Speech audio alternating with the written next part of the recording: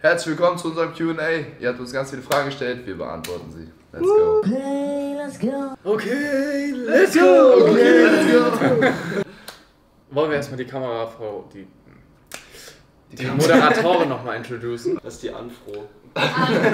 Mit der Moderatorin Angelina. Ich hab was mit der Moderatorin. Also ja. Vergiss Flex. Man muss aber dazu sagen, der Julian und wir auch alle nennen sie nur Anfro. Link packen wir nicht in die Beschreibung. Okay, die erste Frage. Wer seid ihr eigentlich? Wie heißt ihr und wie alt seid ihr? Ich bin der Tim. Wow. Ja, ich bin der Tim, ich bin 22 Jahre alt und wir sind die Elevator Boys. Ich bin Luis, ich bin 21. Warte ganz kurz. Ich bin Luis, ich bin 21, auch Teil der Crew. Yay. Und ich habe die Hobbys Schwimmen, Basteln. Ich bin Jakob, 21 und das war's meinerseits. Ich bin der Julian, bin auch 21 und Mal gern Schuhe an. mal gern Schuhe an. Hallo, ich bin der Uwe und ich bin auch dabei. Was geht, Leute? Ich bin der Benne. Ich bin der Jüngste aus der Gruppe. Man nennt mich auch das Küb. Ich bin der Jüngste, ich bin 20. Nie jemand Scheiße. Peace. Wie habt ihr euch alle eigentlich kennengelernt? Also der Tim und ich kennen uns schon seit ein paar Jahren. Also 2014 oder so. Und dann hat Tim angefangen mit TikTok. Dann haben parallel, ohne dass wir uns kennen, die beiden Jungs auch angefangen mit TikTok. War ich zu der Zeit gerade noch rein. Ich bin zurückgekommen. Dann hat der Tim mich dazu überredet, TikTok zu machen. Dann habe ich mit dem Jakob über Clubhouse mich connected. Dann haben wir uns zusammen getroffen, habe ich den Tim direkt mitgenommen. Und dann hat der Tim... Wir haben direkt die erste Nacht bei Jakob aufgeklärt. Ja, das war echt also witzig. Direkt über Nacht. So. Ja. Und dann hat der Tim mit den Bannern sich getroffen und dann haben wir irgendwann einfach gesagt, ja lass uns doch einfach mal alle zusammentreffen. Und dann haben wir uns bei Tim im Haus zusammen getroffen und dann war das von da an auch irgendwie so Dreh- und Angelpunkt. So der Mittelpunkt von unserer ganzen TikTok-Geschichte war irgendwie bei Tim zu Hause. Da haben sich immer alle getroffen. Und Julian war eigentlich nie dabei. Am Anfang war ich nie dabei, dann erst gegen Ende haben wir uns alle zu 5 getroffen und dann... Aber das war ja auch dem geschuldet, einfach, dass du nicht in Frankfurt wohnst. Wir wohnen ja eigentlich Genau, alle ja. im Raum Genau, Frankfurt und Julian wohnt im Raum Nürnberg. Und dann haben wir uns einmal in Frankfurt getroffen und es hat direkt gematcht, so der Vibe war einfach direkt zu 100% da. Und ich weiß noch, am nächsten Tag sind wir zusammen nach Jena gefahren und dann habe ich den Julian angerufen und habe gesagt, hey Digga, wie sieht's aus? Hast du Bock, wenn wir zusammenziehen, dabei zu sein? Und dann war er auch direkt eigentlich relativ down, du warst eigentlich direkt dabei. Ich hab gleich gesagt, ich mache mit. Ja, und dann hat sich das eigentlich so ergeben und dann, jetzt sitzen wir hier. So, Ja. und es war halt mega und ist eine geile Crew. Wir können wirklich glücklicher Richtig über die cool. Kombi nicht sein. Auch dazu gehört zu unserer Crew gehört eigentlich auch unser Kameramann Jojo, der Ich bin so der Kameramann. der ist so eine geile Ergänzung zu der Truppe. Der ist eigentlich mit einer der Elevator Boys im Moment so für uns. Okay, jetzt starten wir mal mit was Einfachem. Was ist euer Lieblingsessen? Sushi. Sushi. Auf jeden Fall nicht Thai Sushi. Curry. Piadina. Was? Das ist so ein italienisches Gericht. So. Das ist wie so ein Dürümfladen, sag ich jetzt mal. Frisch gezapfte Ja. Eier. Nein, ist aber italienisch. Ich bin so voll der Nudelman. Ich esse zum Frühstück auch schon Nudeln. Deswegen Spaghetti Bolognese, glaube ich. Spaghetti. Ihr seid ja alle bekannt als die Elevator Boys und wie kam es eigentlich zu den Namen und den ersten Videos? Also ich glaube, der Name wurde uns so ein bisschen mehr gegeben, als dass wir den selber so irgendwie aktiv erkannt haben. Ich glaube, es kam erst so im Laufe des Ganzen, dass wir so gemerkt haben, okay, die Leute nennen uns Elevator Boys, also ziehen uns auf in den Videos, also machen keine Ahnung, ein paar Duets oder ein paar Parodien Stitches, von genau, uns. Parodien und nennen uns darin Elevator Boys so. Und so wurden wir quasi selber ein bisschen gebrandet. Aber das hat alles angefangen, da waren wir noch mit einem anderen Freund von uns. Wir haben eigentlich einen Content Day gemacht, sind dann ins Parkhaus gefahren und dann hatten wir eine kurze Pause quasi und dann waren wir zu dritt, wir drei, waren dann im Aufzug und dann war das Licht einfach gut, so muss man einfach gestehen, das Licht war einfach gut. Und dann habe ich gesagt, komm, jetzt lass einfach kurz ein Video machen. Wir haben genau 2 Takes gemacht. Ich glaube, ihr kennt alle das Video mit dem Let me show you what you may say. Und dann haben wir kurz das Video gemacht und es ging eigentlich so full ab. Und waren wir nochmal in einem Parkhaus eigentlich, also im Einkaufszentrum und haben dann nochmal einen viralen Banger, Das dank Luis, sehr, sehr geil gefilmt. Und und dann haben wir irgendwie so alle 3 eigentlich ganz gut laufende Elevator-Videos gehabt. Und dann haben wir gemerkt, immer wieder, als wir ein Elevator-Video gemacht haben, ging es eigentlich ab. Und irgendwie hat sich dann alles so entwickelt, so dann Und ging es Luis- weiter und wir haben irgendwie weitergemacht. Durch die ganzen Parodien haben die Leute haben wirklich angefangen, uns irgendwie Elevator Boys zu nennen. Was hat es eigentlich mit dem Projekt Elevator Menschen auf sich? So wie, wo und wann und warum? Wie kam es dazu und wer hatte die Idee? eigentlich hatten wir so ein bisschen die Idee alle zusammen und wollten irgendwie, also sie haben jetzt die letzten Wochen, Monate immer sehr viel gemacht, so Luis, Jakob, Ben, die haben so 2-3 Mal die Woche irgendwie bei mir gepennt und dann dachten wir, ja, wir wollen jetzt so ein kleines Projekt irgendwie in Angriff nehmen und das hier ist jetzt quasi der Start davon. Wir sind jetzt aktuell in Berlin und sind erstmal hier für einen Monat. Und wir werden halt hier tagtäglich mit irgendwelchen wilden Aktionen überrascht, also wirklich von ein auf die andere Minute kommt, yo, wir machen jetzt das und wir packen die Sachen ins Auto und fahren los und wir haben wirklich gar keinen Plan, was abgeht. Also im Endeffekt wissen wir quasi genauso viel wie ihr und versuchen euch da einfach genauso mitzunehmen, so wie wir es jetzt erleben, euch dabei mitzunehmen und ich glaube, das wird auf jeden Fall cool. Das ist so geil an der Sache. Das ist so spannend. Das ist witzig, weil ja. wir wissen jetzt nicht schon alles und halten euch alles vor, sondern ihr wisst genauso viel wie wir. So. Wir gehen da alle zusammen rein. Jedes Mal. Absolut. Wir gehen da alle zusammen rein. Das ist voll cool. Ja. Mega nice. Rein in die Wolle. Wie oft werden YouTube-Videos? Wie oft werden YouTube-Videos erscheinen von euch? Da wir selbst, wie schon gesagt, gar nicht mal so krass wissen, was jetzt abgeht die ganzen Tage, wissen wir selbst nicht genau, welches Projekt jetzt ansteht, welche Aktion jetzt als nächstes kommt. Aber wir versuchen auf jeden Fall so viel Content wie möglich zu bringen.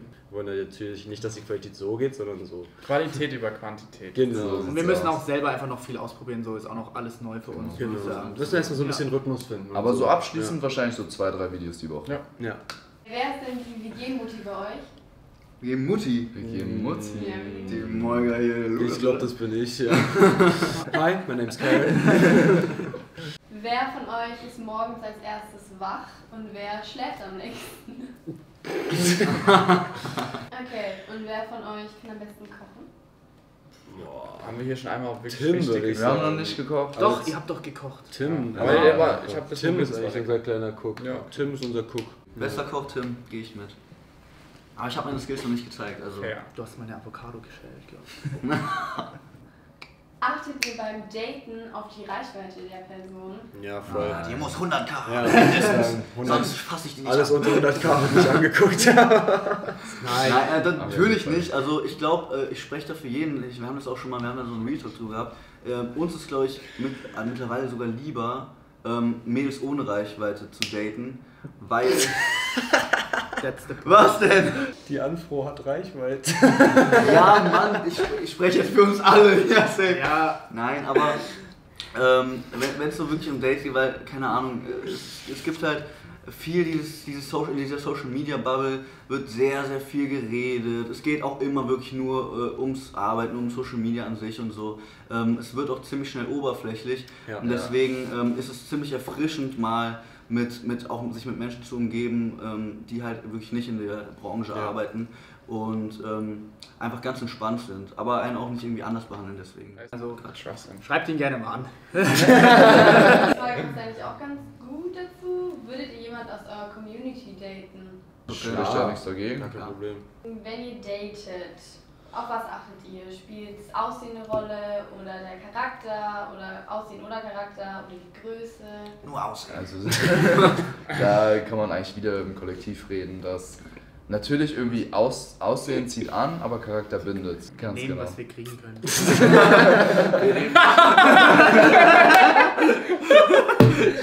Alles, was vor die Flinte läuft.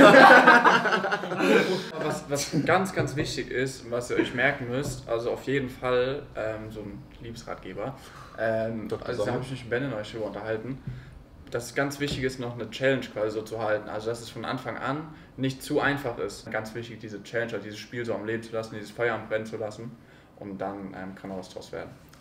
Genau, Interesse Sehr, wecken. sehr schön. Genau, das Feuer muss da bleiben. Würdet ihr lieber jede Sprache der Welt sprechen können oder lieber eine Superkraft besitzen? Wenn ja, welche? Auf jeden Fall eine Superkraft besitzen und die Zeit zurückdrehen können. Nein, das ist aber schlecht. Das ist schlecht. Das ist schon Das ist super. sau Okay. Ja, aber ich würde ich glaube, auch machen. wenn du die Superkraft hättest, würdest du dein ganzes Leben, egal bei welchem kleinen Scheiß du falsch machst, immer wieder zurückspulen. Du würdest praktisch nur in der Vergangenheit leben, anstatt in der Present Time. Ich glaube, ich würde einfach fliegen Was ist wollen. das Ich würde denn? gern fliegen können. Boah, durch ja, die das ist- Superman. Da Das kann ist ich mein mich großer anschließen. Traum. Ich will auch fliegen, Ja, ja. einfach fliegen, das ist das Fliegen. Beste. Dann nehme ich einfach die Superkraft, alle Nein. Sprachen der Welt zu. Die Verwirrung verwirrt. Einfach Hacker, einfach Verwirrung ist verwirrt. Jakob, was wäre dein Choice?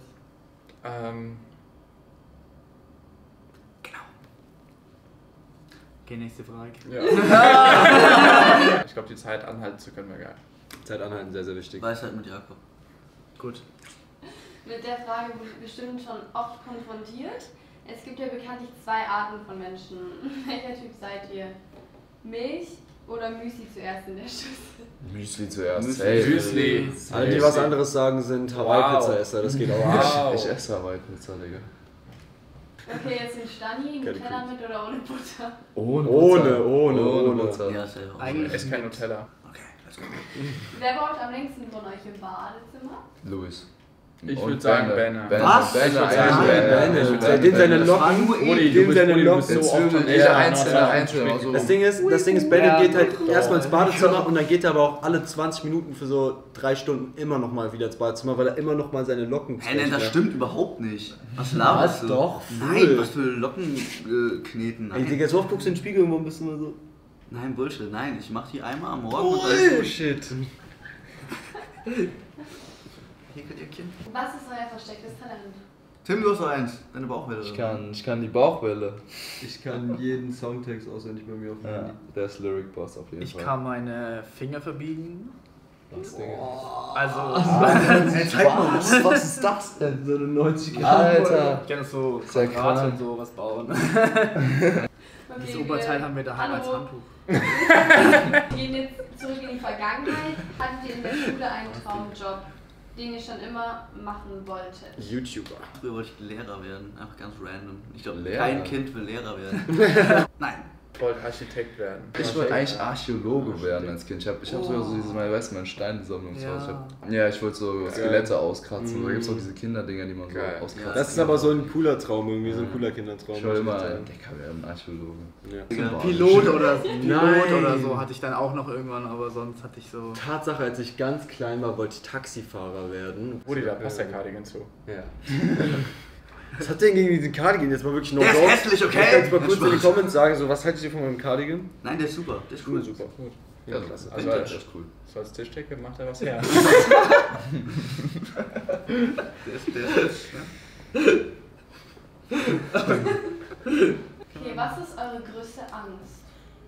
Haarausfall. Dass mich meine Freundin verletzt. Ey, Oh.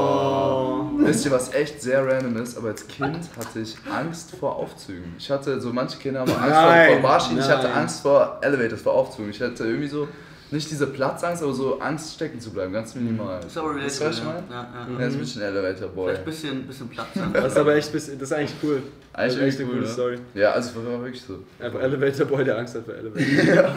Was eine Geschichte. Habt ihr Ängste, Jungs? Angst vorm Verlust. Angst vor Familienmitglieder verlieren, so jetzt wird's deep. Ja, aber sowas glaube ich, davor habe ich am meisten Angst. Auf jeden Fall. Jegliche Ängste sind eigentlich vergleichsweise irrelevant so zu so harten Schicksalsschlägen wie Familienmitglieder verlieren und so. Und ich denke mal, das ist unsere allergrößte Angst. Okay, nächste Frage. Was ist euer größter Traum? Oh, das ist Diese WG. Ey, ohne Spaß, das wäre Zusammen. wirklich voll der coole Traum, das einfach fortzusetzen. Ja. Und das, also es macht jetzt einen Ja, riesen Spaß stimmt. und man denkt immer so, oh, so Gruppenkanäle oder so ein Gruppengemeinschaftsding, das funktioniert nicht langfristig. Aber wirklich, das wäre ein Traum von mir, dass das langfristig, habe ich gestern mit Tim schon gesprochen, haben wir drüber dass es geredet. einfach langfristig so ein Ding wird. Ja. Und dass wir langfristig zusammenbleiben und einfach langfristig sowas richtig Cooles aufbauen können, glaube ich. Mein Traum ist irgendwie, ich will voll gerne einen Sohn haben. Also Kinder kriegen sowieso, aber ich wäre voll gerne Vater von einem Sohn. Ich will irgendwann mal einen Sohn haben. Aber ich freue mich auch genauso über Töchter. natürlich. Und ich würde gerne irgendwann mal am Strand wohnen. Oder Ja. vielleicht auch auswandern oder so, aber Das will ich auch mal gemacht. am Strand wohnen. Aber es reicht mir auch voll, so eine kleine Strandhütte so eine kleine- oder so eine kleine kleines, Bar oder so ein so. Bambus, Ja. so ein Bambushütchen oder so, aber einfach in der Sonne am Strand. Ja. Das passt auch voll zu dir, du bist so ein Sunnyboy. Ja. Als ich so Social Media kam, war es eigentlich immer der größte Traum, so irgendwie coole Content-WG zu machen. So. Und das machen wir ja gerade. Das ist auch Aber schön. klar, Kinder. Geil, hey. Kinder sonst. Was sollten Männer endlich mal lernen? Ich glaube, wir müssen auf die Gefühlslage der Mitmenschen so zu achten. Also auf, das keine Ahnung, mal so ein bisschen mehr so ein Feingefühl dafür zu bekommen, was das Mädchen gerade fühlt so, oder was sie gerade denkt. Ja, genau. So, so da dann sensibel darauf sein. dann einfach angemessen zu reacten. Ich glaube, Ja. das ist. Ja, und sich Das einfach fehlt öfter, manchmal. Verständnis. sich Ja. öfter in die Lage von Ja. Mädchen rein zu versetzen. Einfach, Was die fühlen. einfach Empathie. Wie würdet ihr eure Vibes in der WG beschreiben? Also Anders Positiv. nice. Wirklich so cool. Wir wohnen hier einfach zusammen in Berlin. Das Projekt geht gerade erst los und uns steht so eine krasse Zeit bevor. Ja. Also ich Sag glaube, ein Wort, fass in einem Wort zusammen. Jeder fasst in einem Wort zusammen. geisteskrank. Energetisch. Magisch. Ich wollte sagen, Ghost is crazy, aber das ist das englische Wort für geisteskrank. Ghost. Verknüpft. Keine Ahnung. Ich habe ein Wort. Harmonisch. Also vielen lieben Dank, Leute, dass ihr dabei wart. Ich hoffe, ihr konntet die Jungs oder beziehungsweise uns einfach ein bisschen besser kennenlernen. Habt jetzt noch ein bisschen Einblick hinter die Kulissen. Und stay tuned, was jetzt noch so kommt. Startet mit uns in dieses Riesenabenteuer und bleibt dran, lasst einen Sub da und lasst ein Like da. Und wir freuen uns mit euch zusammen auf die neuen Videos. Haut rein. Dankeschön. Es geht. Bis dann.